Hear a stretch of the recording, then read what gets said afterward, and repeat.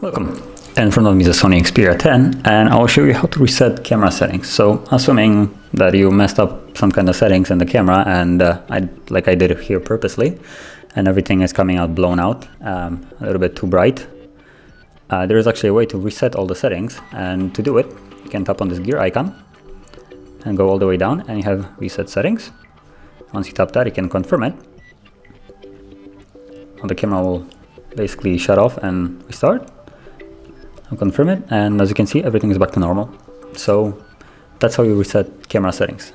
Now, if you found this video helpful, don't forget to hit like, subscribe, and thank you for watching.